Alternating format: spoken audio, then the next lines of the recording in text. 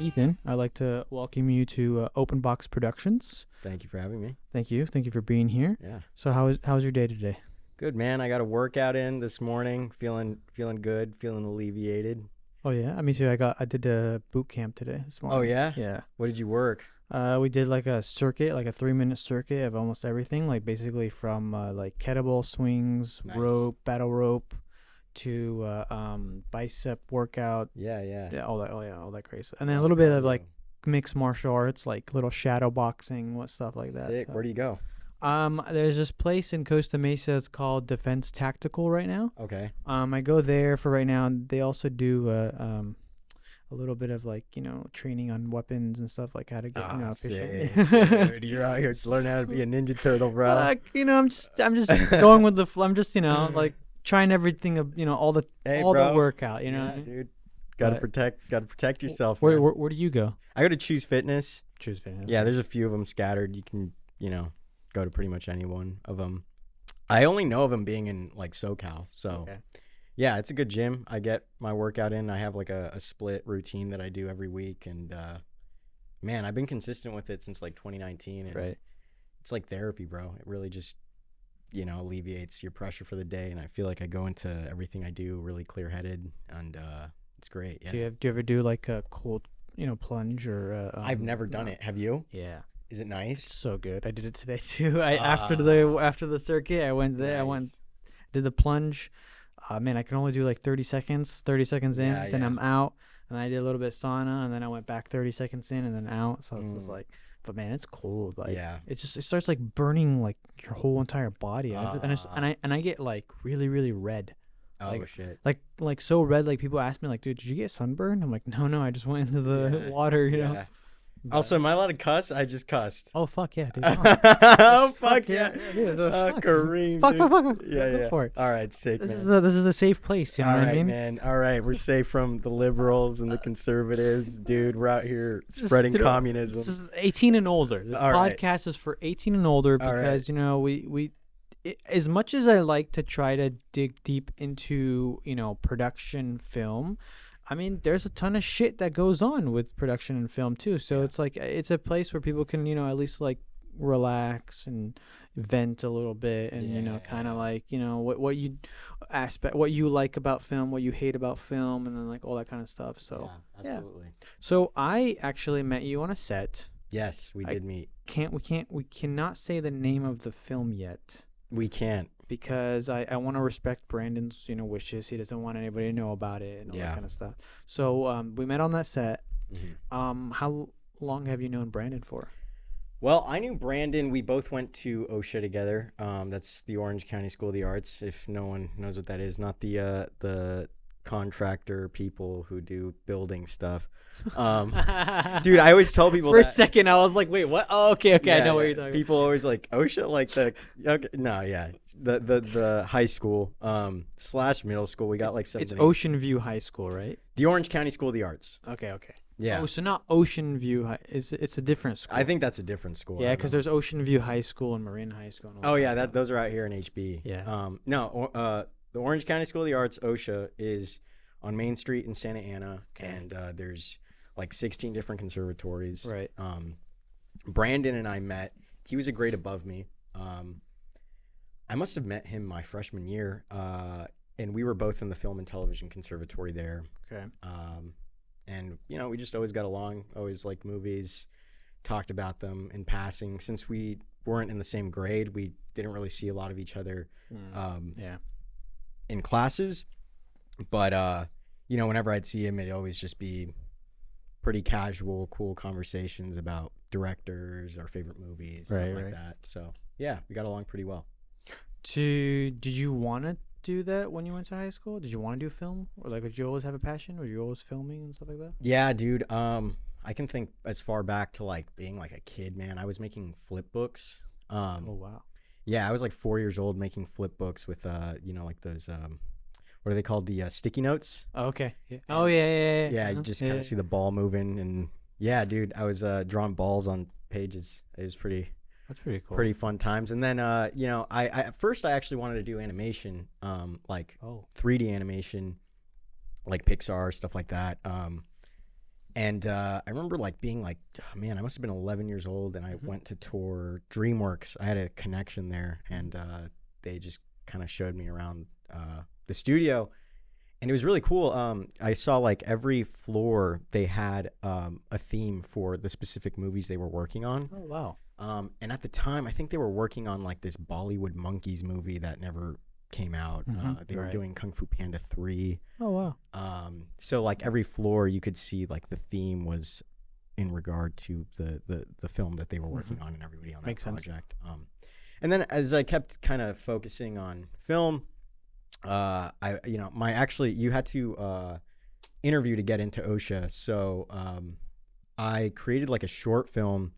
I was like, man, I've always been such a huge Star Wars fan. I don't know if you've been keeping up with Ahsoka or anything either, but I'm a little bit of a Star Wars fan, not too much. Yeah, I'm not too hyped into it. I mean, I'll still go watch the movie, obviously. Absolutely. Yeah. But I'm afraid to admit this, but for some reason I don't understand it a little bit, you know. I get it. It's all over the place, and I feel like they can just throw new like topics into the mix. That's kind of what they're doing now with the Ahsoka show. It's just honestly, it's the name I think that makes it as big as it is, and since the originals were just How long did you go? 4 years? I actually went for 3 years. I graduated my junior year. Oh, wow. I graduated early. Hey, how'd you do that? Did you just like take a class? Or take a test outside? I tested out. Test it out. Yeah. I was gonna do that in high school, but then the program that I was in high school, I wanted to stay like 4 years for that program. Like if I could have fucked school and just stayed in that program, I would have done it. But yeah, everybody knows. I think people on the podcast knows, but the program was called APA. Oh yeah, the Huntington Beach School. Yeah, I actually had a friend that went there. Oh too. Yeah, I love that program. Cool, man. How was that? It was fucking fun, dude. Sweet. Fucking really fun. That's where I got my first job. Nice. Yeah. What was that? It was I did technical. I majored in technical theater. That's what they call it, major minor. You know. Cool. So I majored in technical theater. Basically, build sets for shows. Main stage shows, all that kind of stuff. And then it turns out that people actually rent that theater. Like outside schools rent it and other places rent it. So and then that had like a position like where you can work and get paid for that, and I was like, whoa. So you just I showed initiative, and I like kept on jugging my boss like, hey, when can I get on payroll, and then eventually I got on payroll, and ever since then I still even work there till this day. Nice. Man. Good for you. What were your favorite classes at OSHA? Man, you know what, there was a teacher, I don't know if he's still there, Mr. Brown.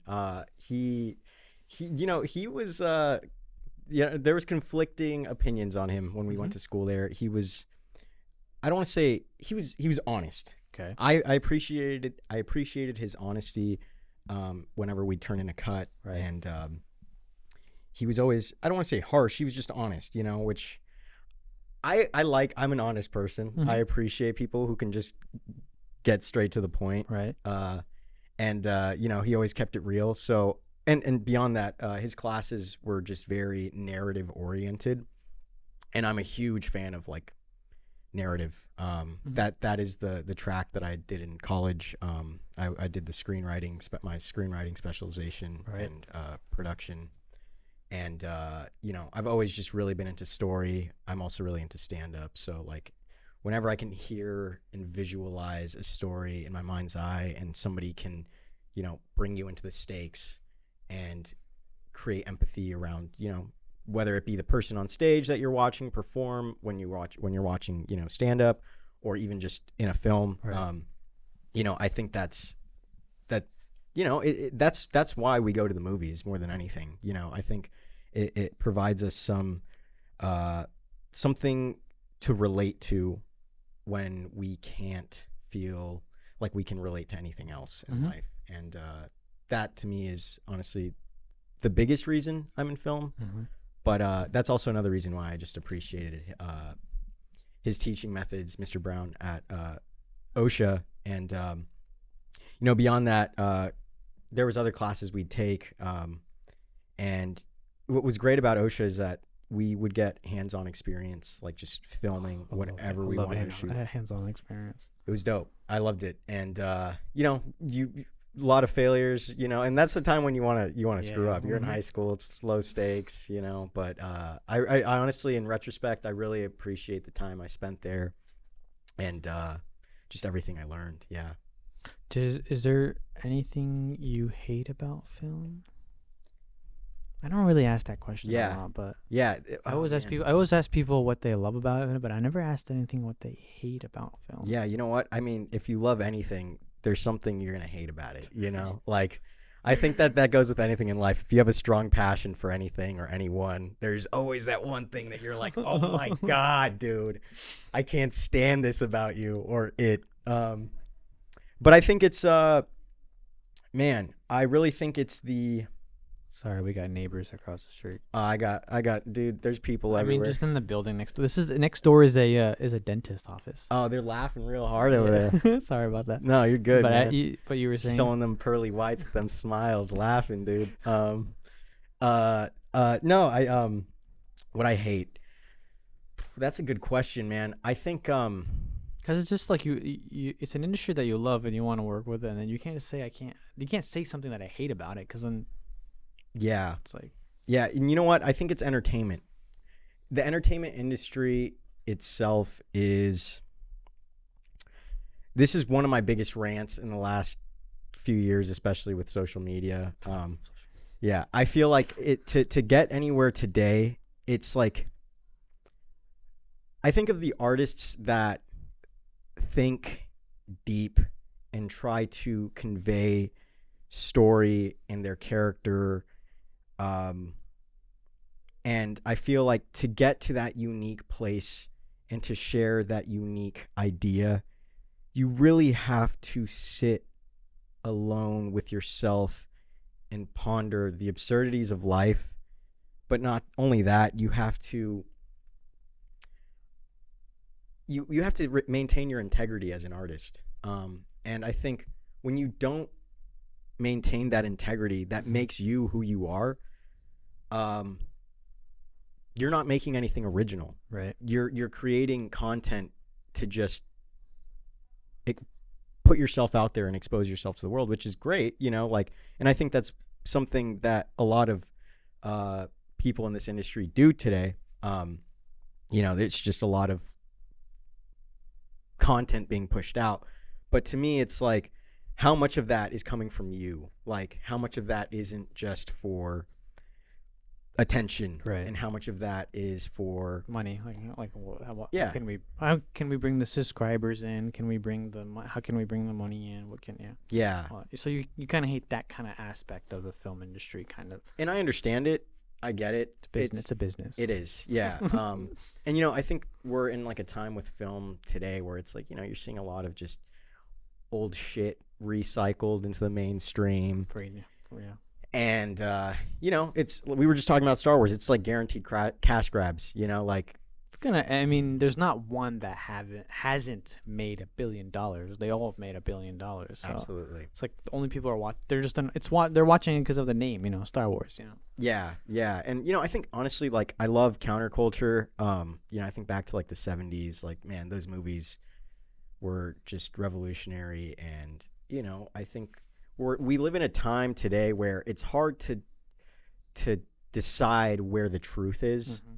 And I think as artists, we have to, it's our responsibility to make people feel, not even just hope that what we put out there is genuine and truthful, and that people relate to it. And I think if Martin Scorsese was here, he would appreciate what you're saying. Yeah, I love Martin Scorsese, man. That's one of those guys that just, he's on the topic real. On the topic right now, since the way you're talking about staying true to the story, staying true to your character, focus deeply more on the story, on the story, on the pre-production of everything, rather than just spitting content consistently in order to gain revenue or gain subscribers. But with Martin Scorsese, his little spiel about Marvel and all that kind of stuff, do you kind of agree with him? Basically, for those who don't know, Martin Scorsese a couple years ago, what did he say? I don't remember the exact quote, sorry, but he said that Marvel is not cinema, it's a Disney, it's a theme park. people just come to go on the ride. And Yeah. so do you agree? I agree 100%, man. It's obvious, like it's like, oh, I gotta watch 2 movies back to get what's going on in this one. And I don't think I think that's a misconception though. really, with Marvel? With Marvel, I think that because I listen, hey, I watch interviews, I watch behind the scenes, I watch all that kind of stuff. And I think the issue that people have is what Martin Scorsese said is that people go and look at the ride in a theme park. I kind of agree to that extent, where people don't, most people don't really us as filmmakers will understand a little bit of cinema more than the general population, because we know about film. Most people don't. So when they go in, they will look at it as an amusement park. They will look at it as whoa, I'm in here for the ride, for the best, CGI, all that kind of stuff. But for me, I psychoanalyze all those films, and there is one Thor. Let's go to Thor character, for example. If you go to, I don't know, have you seen the first Thor movie? Yeah, I have. Yeah. If you notice, his character changes from the first Thor movie to the Thor movie that we see him now. There's a character arc, because he was the the bad or the good, or the, I don't know how to say it, but he's a god from another planet, and he doesn't care about humans. He doesn't care about anything. And the one thing that the director was trying to go for, or I would say the director for maybe the Russo brothers, is that they were trying to tap into his character for empathy, because he didn't show empathy towards humans, but then he kind of that. I don't want to go too much. Yeah, it was his love interest, that kind of. But that kind of draw towards each character changing, from one arc to another arc to another. I think that's kind of cinema in a way. I actually, you know what? You do bring up a good point. I think it's in our lives, we learn different lessons. Yeah. And we embody different characters. It sounds weird, but it's depending on whatever situation we are in life, we might have a tendency to lean toward whatever set of Mm-hmm. circumstances is developing our character in that range of time. Yeah. And I think as we progress and we learn new lessons and we lose things we love, we lose people we love, we move on from places we've lived, whatever, right? Life, I think, is about heartbreaks, setbacks, how you cope and deal with them, and how you move forward and find new meaning. And I think that is kind of the Marvel formula, in a sense that, you're just putting your characters, you're putting your subjects through strenuous conflicts, and they evolve depending on, the culmination of stories intertwining and, them finding new things to give meaning to. And I think, that is an aspect of Marvel that is cinematic. Right. I think it's to me, it's the obvious, let me try and think what I'm trying to say. No, yeah, take your time. I think with I do enjoy watching Marvel movies. Right. I like watching them. To me, though, I feel like I know what I'm going into when I watch it, because I know that it is there for Disney to make money, right? I know that's what I know. I know that's what it. Disney's to make money. They're trying to get a goal. Their goal is to make $1 billion. Yeah. Film. Yeah. Now thinking about it, I mean, I'm not stupid. I thought about that too, but now thinking about it again, I was like, oh yeah, that makes sense. Yeah, because I'm that's what they want to do. I don't know, and I don't have a problem with it. It's just that I think for them to keep doing it consistently is probably the issue. Obviously now they realize people are getting sick and tired of them now. So now they're like, all right, let's take a step back. But to an extent, you kind of do agree with Martin Scorsese, though. Yeah, definitely. And I think in film school, we both went to the same school. We both went to Long Beach. Long Beach. Yeah.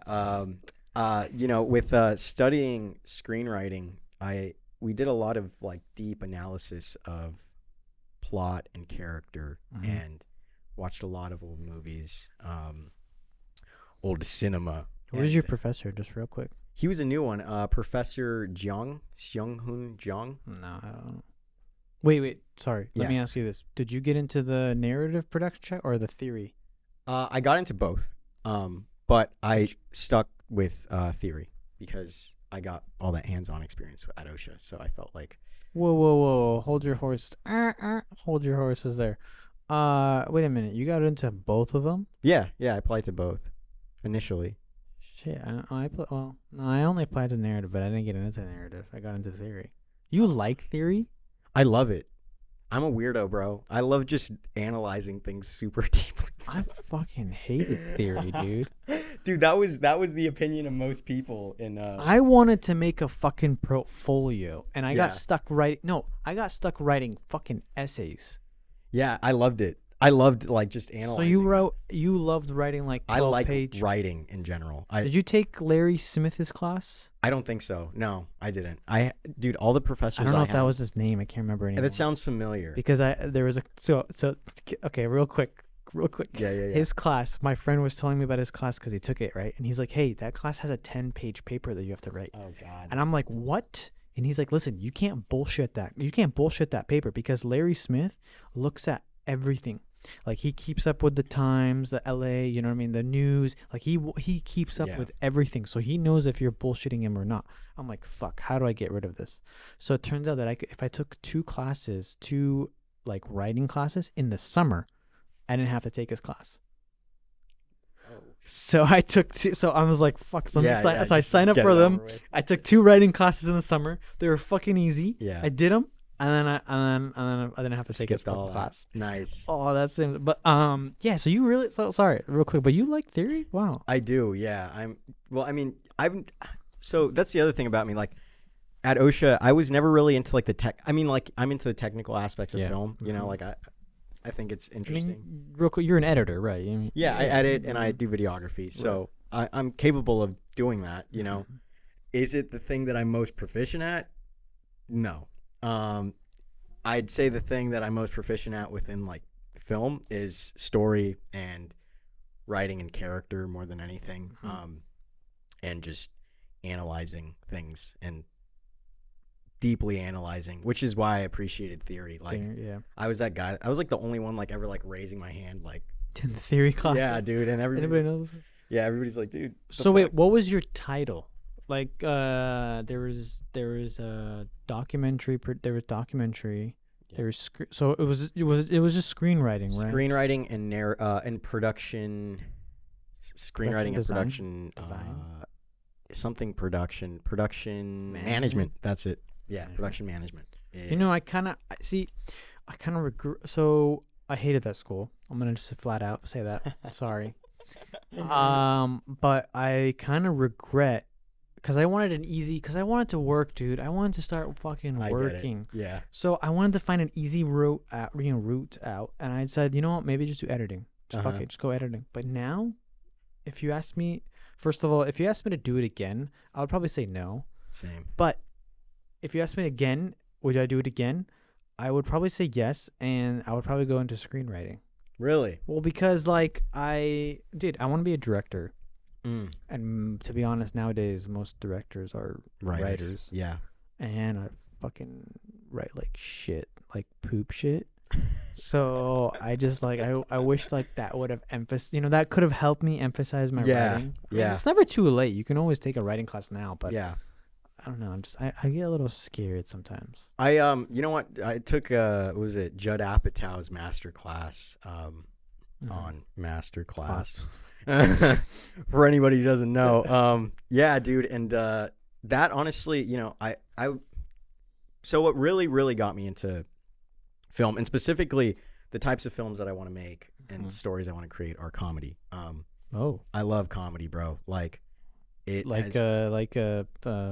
with Project X, like I'm trying to think of all the Seth Rogen films. Yeah, like Seth Rogen films. I was like, I can't even remember one of them.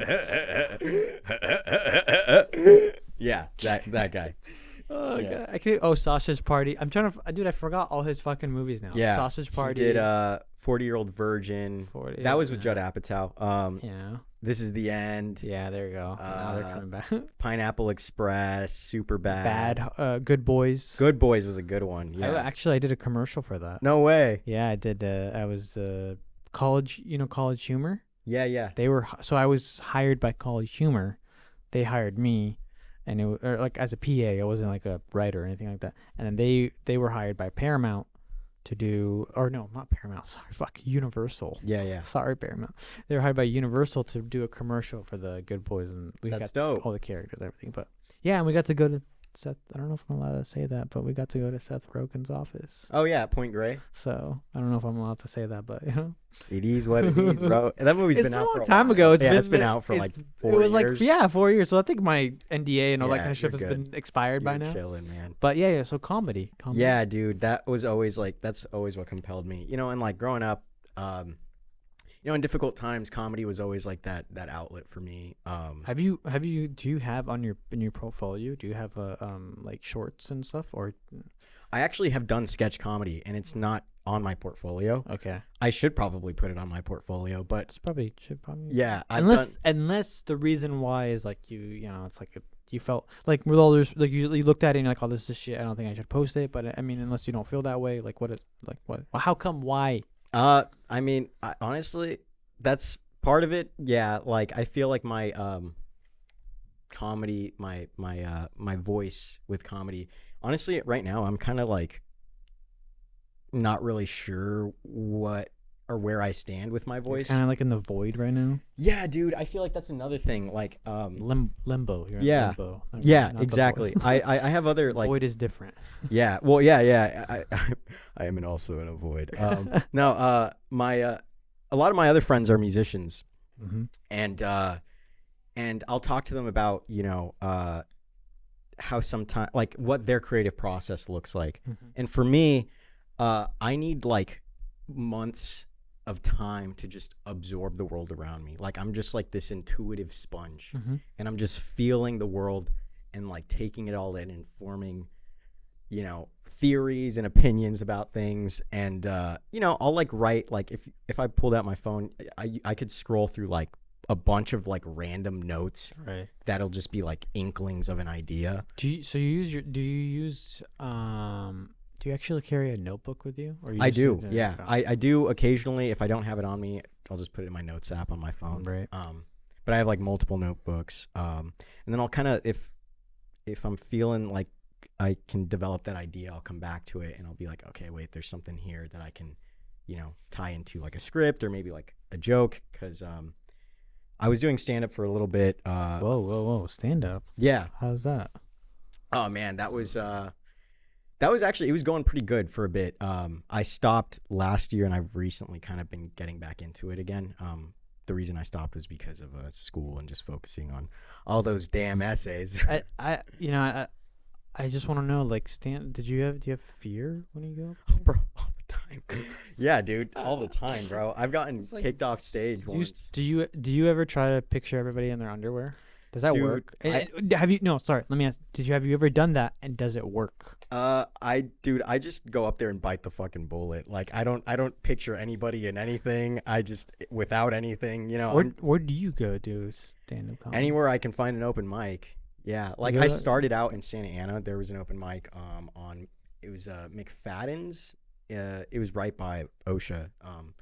And this was like a couple months after I graduated early my junior year. Right. I had always been writing for since 2018. I started writing jokes. And then I went my first night, and man, I actually got laughs, which was great because these people didn't owe me shit. Like that's how I knew. Like, I'm like. I was always kind of like a class clown in classes growing up, and like, my sense of humor doesn't appeal to everybody. I'm a little bit of an asshole and a little bit wry and sardonic with my delivery and shit. You have to be like that sometimes, right? Yeah, you do, bro. The way I think about it is like, if I don't, who will? Like if I don't say this, the guy next to you, the guy behind you, or the guy after you. Yeah, exactly. Like everybody's thinking it, no one really says it, and that's why sometimes people like, man. some people. I've pissed off a lot of people in my time, bro. Like, oh, do you have any stories? Oh man, actually, I do. Just say like one, like the worst one. Okay, well, I'm Mexican. Oh. I'm half Mexican, half really white. Okay, I'm kidding. What? So I'm Mexican, and dude, this was actually at OSHA. Man, I remember this story like it was yesterday. So this wasn't even me doing stand up. This is just me in like regular day to day Ethan type shit. Okay.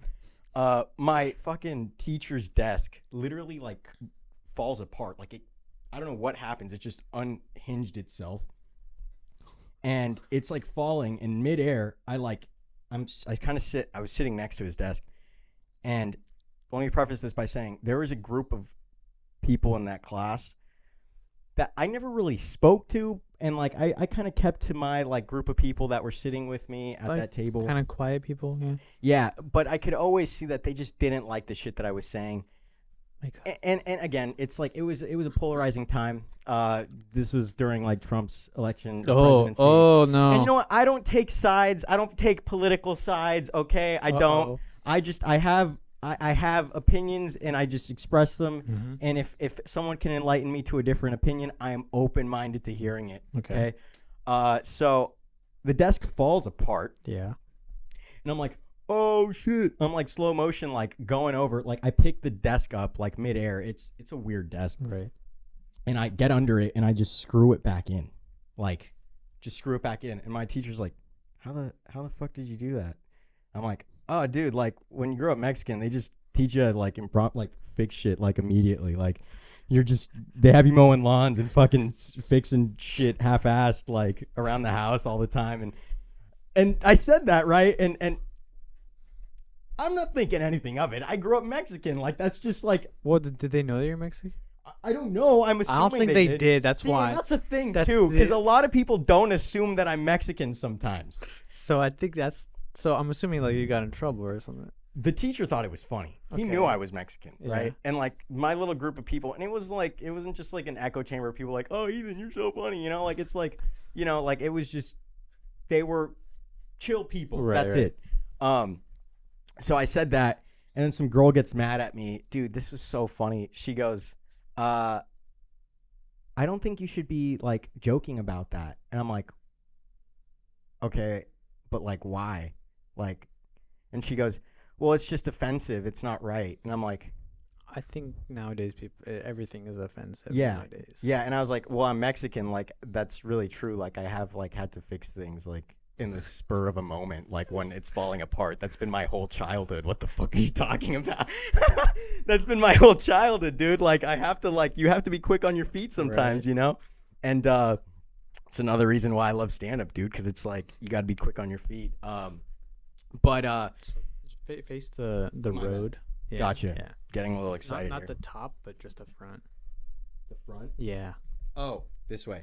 No. The front. So the road. So turn the road facing you. No. The road is not facing you. It's facing me. See? Oh, this one. I see a road over here. That road. Gotcha. And then it's the front of the thing. It's not the top of it. The front. There we go. It's not a real microphone. It's a podcast mic. It's a podcast mic. So it goes only in the front. Yeah. Okay. I mean, I think nowadays I think people are really, really sensitive. And you definitely have to watch what you say nowadays. Yeah. It is getting a little bit difficult. Not difficult in the way like I want to say mean shit to people, but I just think it's like I don't know what to say anymore. Yeah. Yeah. And after that, I was, her comment was like, it didn't really faze me. I was just like, oh, that sucks. Like you're offended. But were you funny like at home too? Like where you do jokes? How does your family feel about you doing stand-up comedy? They're supportive. Honestly, like I'm very wry, like very wry in my delivery. And, if I do say something, like they think I'm funny, like I'll say things just about whatever I'm observing that's going on and it'll get laughs, but yeah, no, they're supportive. They've always seen that I've been like funny, like since I was a kid. I was always kind of like a class clown in like middle school It's good that it's supportive. Not many people. I mean, stand-up comedy is it's a difficult job. Yeah, and I do feel like it helps with the creative aspect of like writing. Right. Oh yeah. I mean, you constantly got to write up jokes and all that kind of stuff. Yeah, and I feel like I can kind of refine my voice, and that's kind of why I'm in a period right now. It's like when I don't really know like where I stand in my voice, just individually, I'm like, like I said, I'll be like a sponge and take in the world around me, and in that period of time, I'm just kind of quietly observing. Mm-hmm. And then when I kind of solidify like my opinions on things, or like, I'm feeling confident in my perspective, and not only my perspective, but just my ability to take in other perspectives. Right. I can say what I say without a filter, and just know that the people around me either are going to not like it or going to like it. And I'm okay with whatever reaction I get, as long as I can show them that I don't really believe what I'm always saying. Yeah. It's just a joke. That's what it is, But I mean, like I said, like people it's very easy to offend somebody now. Yeah, so. yeah. And people are going to have opinions about like you as a person at the end of the day. And so like whatever you do say, it might just, it's never going to land with certain people just because of whatever perspective they have about who you are, what you may be in their head about, however you just, first impressions, you're always going to have. Yeah. Oh, this guy might be QAnon, whatever, right? And I'm like, what? Like, I don't believe in, and that's just an example. I think fucking all that shit is horseshit. But, it's I think it's all about like people carrying biases and holding on to ego. And I try my best to like not completely hold on to my ego when I'm in these situations. And like I said, it's been a while since I've performed. Well, actually, When was the last time? My last open mic was actually 2 weeks ago. That's not bad. Yeah, it wasn't bad at all. And I honestly, it was like I didn't really go in with any material planned out. I just kind of went up and said it. Yeah, because there's I started out like I said, I'm a writer, so a lot of my material I wrote for a while before performing, because I felt like I had to have something solidified, feel confident about what I was going up and saying. Mm-hmm. And fortunately, like I said, I did get laughs my first night. And it kind of gave me like the confidence in the formula, and that's actually one thing I can attribute to film school. It's like, with learning like the 3-act structure, like 3-act structure. Yeah, with learning the 3-act structure, it's like, it gives you a formula to kind of stick to with what works. But then you can kind of work within that formula to give yourself your own creative liberty. Right. And I felt like initially doing stand-up, like, dude, stand-up like is like the perfect, I feel like the perfect segue from film for me, in my experience, because, again, like the ability to understand like the formula of storytelling computes to storytelling in person, and starting out, like I had like this, okay, this is how a setup works, this is how a punchline works, I can build off of this, I can kind of stretch it out to like be a 5-minute set, I can, maybe I'll have one joke about like abortions and I'll lead into something about careful with that one. I'll lead into something about like First Amendment or something like that, whatever, right? Like, and you kind of it gives you like an exercise to like figure out how to tie one idea to the next. And I think film's a very similar thing. Like, it's like you're kind of figuring out how to create a conflict within a story to push that that attention forward, right. Like your audience's attention forward, and you need constant conflict to be able to do that. So that's one of the like great things about stand-up that I feel like has really strengthened that like storyteller aspect. Are you? I mean, since you're doing comedy, writing about comedy, do you have anything in your book that you're writing right now? Yeah, dude. I actually finished a feature script. That the log line is basically well, I'll give a few brief strokes of what it is. Basically, it's if I could compare it to anything, it's like Gone Girl meets The Big Lebowski meets 40-Year-Old Virgin. Whoa. Gone Girl. Whoa, that's a big shift right there. Yeah. So it's a mystery comedy drama. I'm tempted to see that. Yeah. When is it going to be made, huh? I don't know, man. I'm still working. I only have the first draft done, but I need to tighten it up a little bit. And that's the other thing right now too with like my stand up. It's like I feel like I need to tighten up my voice a little bit more. I look back at some of the old jokes that I wrote and I'm like, I feel like this doesn't represent how I feel about the world anymore, and the world's changed a lot too. So yeah. How long is the draft? I mean, is it 120 pages or like what are you at? It's at 95, 97. It's pretty good. Yeah. And you said first draft, right? Yeah, it's only the first draft. Have you got anybody to edit it yet? I've done table reads of it. So where do you do table reads? At Long Beach State. We were doing table reads. That was actually what we would do for our That was when did you graduate? You graduated what, last year? This May. This last May. Oh, this May. Oh, wow. Okay. Yeah. That's recently. Okay. Yeah. Okay. So you're just getting out there into the world right now. Yeah, dude. I just shot out, bro. I kind of like wish there was more writing classes outside. Like I kind of wish that there was more like those your classmates kind of wish like somebody created their own writing class and then you go like all have like I don't know, meet somewhere at like like if I had people, I would totally have them to meet here and we sit down, have a writing, That'd be dope. Yeah, but the thing is everybody's fucking busy. That's true. I got a girlfriend. I got work. I mean, okay, listen. I totally understand. You have to work. Like, listen, I can't do. You don't gotta have a girlfriend, though. Come on, you gonna waste your time with that? Kidding. But people just get. It's just people get so busy, and then it's like the only time you can ever do that is when you sign up for an actual class where people are, going from there. Yeah, you're paying for that. And you know what? There was actually a club. It was like writers room at Long Beach. Dude, don't ask me anything about that place because I literally park my car, go to my class, and get the fuck out of there. I did the same thing. As soon as my class was done, my last one, I'm like, get me the hell out of this. Yeah, dude. You know what's? I didn't take advantage of like the social aspects of going to school until my last semester. Dude. The only time I ever took social, probably was it when I went to OCC. Oh, dude, I was there every day. I even got there like 2 hours early for classes. You know what I mean? That's well, sick. not my GE classes, obviously, but like all for film class. Ones. Yeah, I'll be there so early. I would sit down and talk. I had two of my professors from OCC come on. Oh, sweet. Yeah.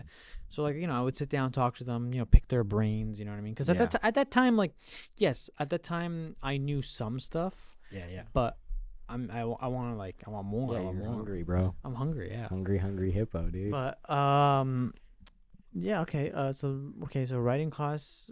How many people were in that class? Dude, it was actually pretty small. I think there was at most like maybe 16 people in like writing classes at a time. And then was it just like a big circle, and you guys just did it, or Yeah. We'd have table reads. We'd just give each other notes after doing like we'd read like 15 pages of each other's script and then go on to the next person. Some professors had different methods of going through the material. Yeah. But honestly, I felt like it was helpful. It incentivized me to get to write, to actually write. So I'm gonna ask this question because I have to ask this question, but I'm assuming that Cal State Long Beach did help you. That's I think it did. I think it actually. I'm very jealous now. Yeah, it gave me a little bit of a flame under my ass to actually write. And I think I should have switched fucking majors then. Yeah, man. You know what? That's purposely why I chose screenwriting, because I was like, you know what? I always knew, even as a kid, that like I wanted to get into the creative aspects of storytelling. I always knew that I was like compelling in some aspect to people, just being like an entertaining, weird little freaking kid. I was like the. Were you doing jokes in screenwriting? Yeah, I was. I would just like say like little stupid things in class and like it get a reaction, and even if it didn't like get a positive reaction, it's just like that's how like to I feel like to be funny, you have to be okay with like not making people laugh, like just saying whatever comes into your head. Yeah. And I think the more exposure you get to it, like you're gonna just be more okay with confidently saying whatever bullshit pops into your head. But I mean, in terms of film, you're gonna actually write whatever comes to your head too. I mean, it's gonna come freely as you keep writing too. Yeah, I think. And that's one thing I really like Judd Apatow and his method of like storytelling with comedy, because it's just not like just comedy throughout all of it. There's like raw moments that happen in his films, and it's like his films aren't the most critically acclaimed or anything, but I think they're pretty fun. They're funny though. They're funny. They're very funny, and I think Seth Rogen kind of like also is a huge influence on me. Like there's raw moments that happen, and they're funny, and the characters are relatable, and they're iconic movies. People love 40-Year-Old Virgin. People love Superbad. Have you seen the movie This Is 40? I have, yeah. I like that one. That's a good one, yeah. Paul Rudd. Paul Rudd is pretty. I'm surprised. Paul Rudd is pretty actually funny. I mean, like, I saw him in Friends. Yeah. And then I didn't like see too much of him, but then when he became like Ant-Man, and then I saw him in other stuff, then I was like, oh wow, like. Yeah. He definitely has some good comedic timing. Yeah, but I think all of that has kind of been what's motivated me forward, and like I said, it was like difficult times in my life that kind of just made me feel like I had to be funny. I feel like this is something I've talked to other comedians about, like in the stand-up community. Like, I think it's at first like it's almost like a, and I don't know if this is just me. I've talked to a lot of comics about this. Like, I think it's like. It's almost like a cry for help. Like it sounds fucked up, but it's like you're doing it initially because it like it gets reactions. It makes you personable. It like it makes people feel comfortable and positive around you. But then it's like you're doing it partially because you feel like you like the attention that comes with it. Right. And I've heard a lot of like stories about comics growing up, and they don't necessarily they didn't necessarily have the easiest life. I think there's like this idea of comedians being like really sad people, like, and I think like there's a certain aspect of that I think is true, because I feel like to really like put yourself out there and be as vulnerable as it's tough. It's not easy. Yeah, but I think like life kind of just shows you that. At least it showed me that, like, oh shit, like it's not easy, bro. So it's almost like this feeling of like, oh, I have nothing to lose by going up here, because it's like I already know like what rejection feels like, and it's fucked up, but it's fucking true. And like it kind of like takes away the stakes of being vulnerable and like expressing your story to people, because like people can relate to like the harsh realities of life, and if they can't, then your comedy's probably not for them, and that's okay. Let me switch gears a little bit. Let's go to film editing. Yeah. You do a lot of editing for music videos, or what is? Tell us a little bit about that. What is that exactly? So I got into videography and editing through a concert promoter here in Santa Ana, California. Mm-hmm. And this was back in 2018. I was doing a documentary on him. His name is George Sanchez. He created a concert promoting company called Curious Entertainment, and this documentary I was shooting for keep going this documentary I was shooting for OSHA was about him. Basically that turned into me shooting a project on this guy and his upbringing, and he didn't have the easiest life, and he grew up in Santa Ana, which wasn't the safest area all the time.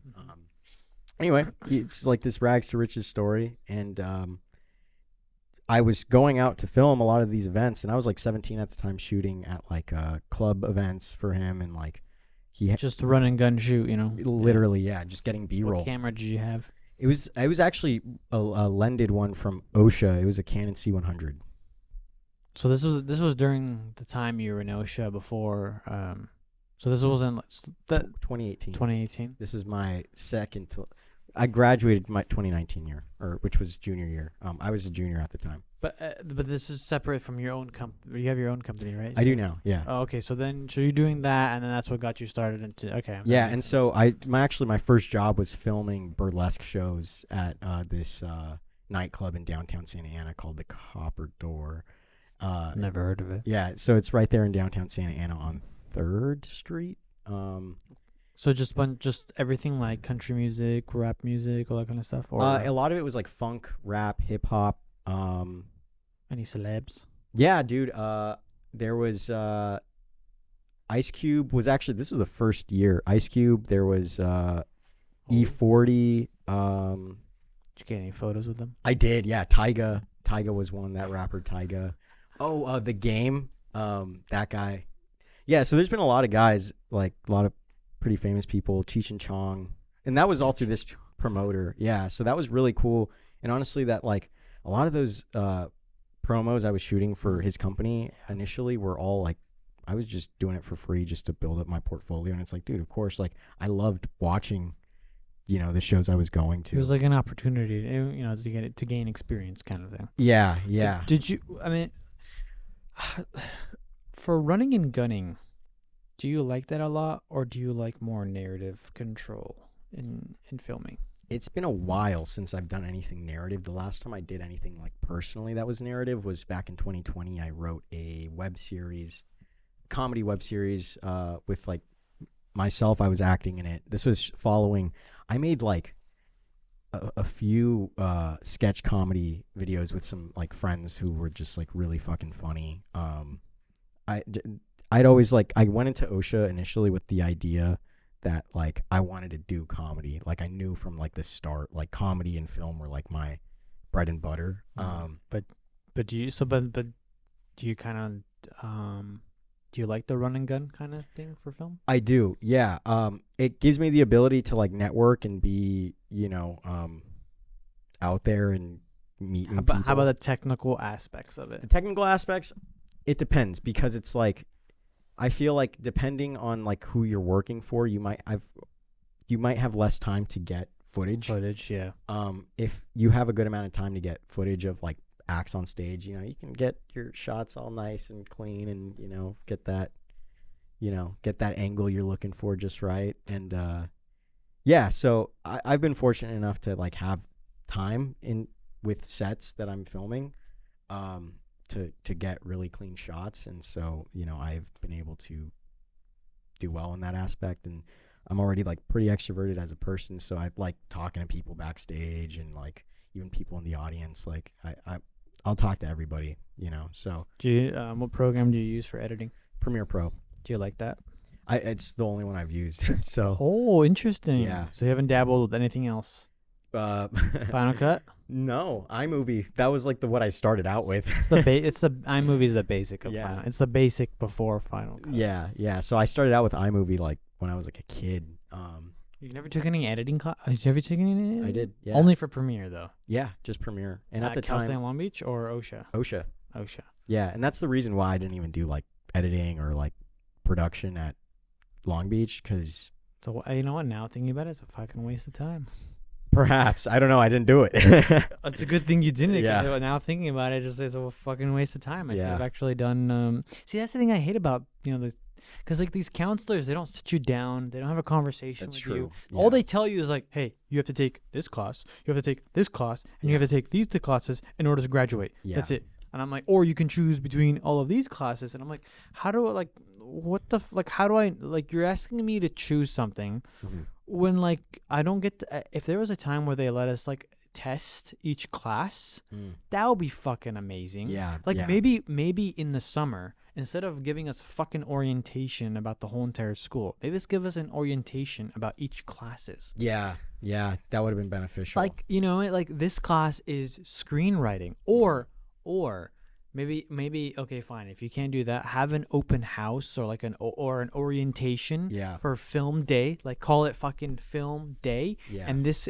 teaches you which kind of classes you want to take, sure, all that kind of stuff. So then that way you have an idea to like grasp.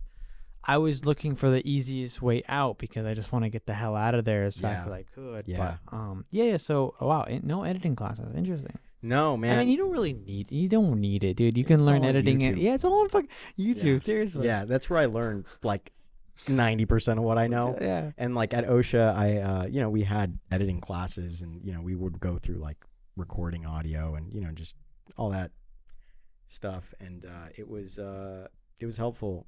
I feel like, and beyond that, you just meet a lot of people at that school who were passionate about what they were doing. And honestly, I only keep up with a few of them at this point, but it was definitely a constructive learning environment when I was there, and I think it helped me go into college knowing exactly what I wanted to do.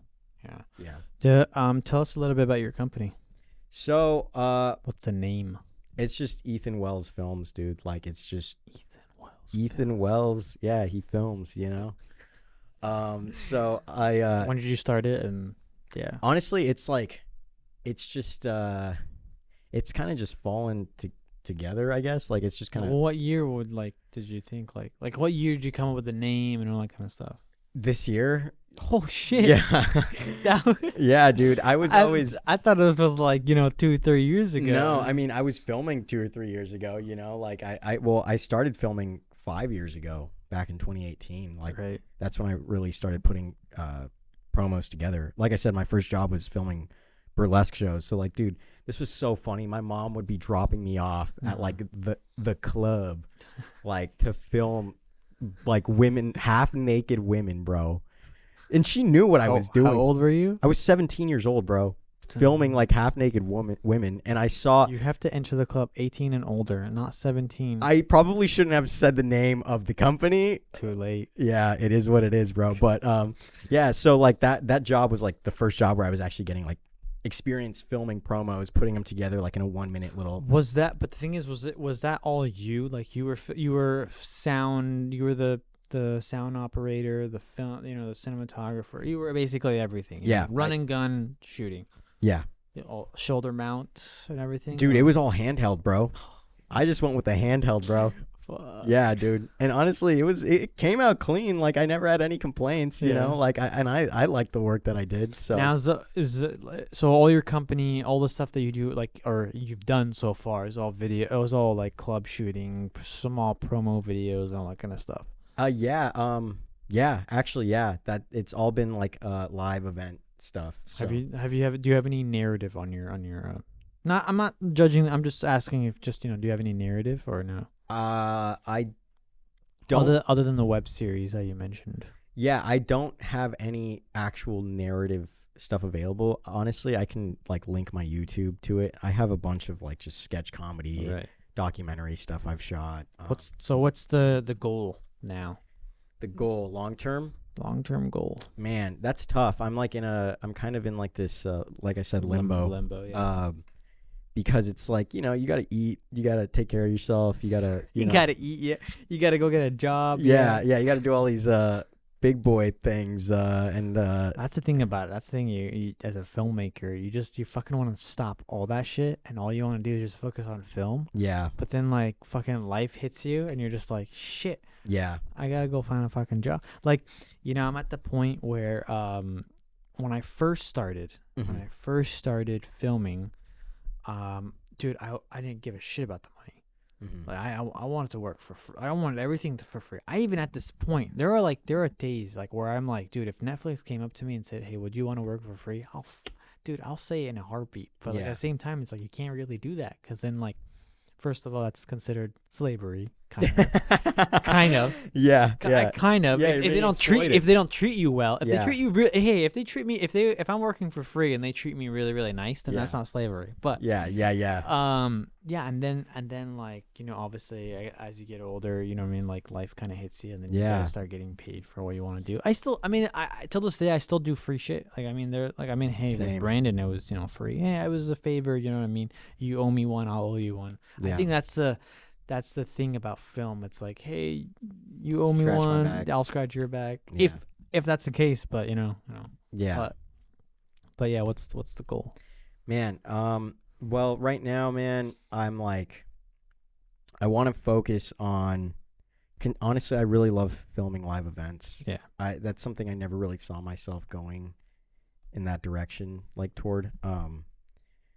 So I really like that. I want to try and pick up more gigs doing that, considering I already have a portfolio of like filming events. So So basically, writing scripts is on the side kind of thing. So would you be tempted to like probably still keep going and doing video, the promos and all that kind of stuff, and at the same time you're still writing, but you're willing to like submit those scripts to like Netflix, Apple, Hulu, or Amazon, whatever. Yeah, exactly. And you know, doing the stand up on the side, I'm not sure like to what degree I want to continue to do that. I really like that's something I've always loved doing. So obviously we know writing, but do you want to do any directing or anything like that, or producing? I feel like that might just fall into place if it happens. Okay. If I'm writing my Go own with stuff. Go with the flow. Yeah. So I'm not like really like gunning towards anything. All I know is that I'm just like trying to create and put myself out there and get exposure. Exposure. Yeah, and stay true to me at the end of the day. I feel like that's what every artist should do. It's like we talk about the money and like, yeah, it's hard because, you're trying to create your, you're just trying to put yourself out there, and it's hard when you can't get paid consistently to do what you want to do. And I've, been very blessed to have opportunities like working with comedians that I've looked up to, like I got to film Dana Carvey like 2 years ago. I love that guy. He's so fucking hilarious. SNL, bro. And, and I've networked my way into the stand-up industry. And like, there's a lot of people out there that like have been really supportive of me. And, like it's been incredibly soul enriching to me in that sense, because it's just like, it's proven to me that like when you focus on what you want to focus on with your life, like, yeah, it's going to be scary. I think about my first year going out to like do stand up out in LA. Like, dude, I was having a hard time connecting with people, like feeling like I was belonging in that community. And I just kept doing it, man. Like and obviously, fortunately I had like the film skills to kind of help leverage myself in that industry and kind of create promos for like comedians and stuff like that. But, yeah, I think ideally what I want to focus on is just being honest with myself and with people around me, and just go with the flow and try to just wherever it may leads, whatever I do, just or you're doing what you're doing right now, and then just keep going and see where it leads at this moment. Yeah, and I don't want to get too comfortable either. Like I think anytime you get too comfortable, it's like, okay, I'm content with the status quo, and it's like you gotta move, you gotta do something else after moving. that. Yeah, you got to keep on moving, and I feel like that's where people in this industry, like that's when you have that mentality, I feel like you go really far in this industry, because it's just like, all right, done with this project, on to the next one. And obviously you got to take care of yourself. That's one thing I've also learned the hard way. It's like, you need sleep, food, nutrition. Yeah, you got to definitely take care of yourself. And relationships, friendships are really important too. And I think it's a little bit of balance with everything, but then also just remember what the main goal is. Yeah. And stay true to that, and don't look back. So, all right, Ethan, I got one last question for you. I like to say this at the end of the podcast. What is the best advice you'd give to those young filmmakers out there? Damn, that's a good one, man. I don't even know if there's any listeners, to be honest, but if they're there, this is a question for you guys. Yeah, man. Probably have like one listener, to be honest. Hey, man, that one listener, we love you. Oh man, that's a good question. I feel like, as a kid, even if you're not a kid, like if you're a grown adult and you've never done film or stepped into it, young adult, how about that? Yeah, if you're anybody, just do it. Like I think that's what everybody like. I think it is. Just go do it. Yeah, just make it, and like eat shit, bro. Like just get okay with eating shit. Like, I mean, you're gonna fail multiple times. Yeah, but in the end of the day, you'll like the taste of shit. It's gonna be like, oh man, this shit tastes so good, bro. It's like, those failures, those little mistakes you make, all those little things, like they teach you. They'll help you for the next one, for sure, dude. Yeah, and at some point, like I said, you're just gonna be eating shit sandwiches every day, and it's gonna like You're gonna stomach it real good. It's gonna be delicious. If you want to give yourself a shout out, go for it. I'm Ethan Wells, and this has been Kareem.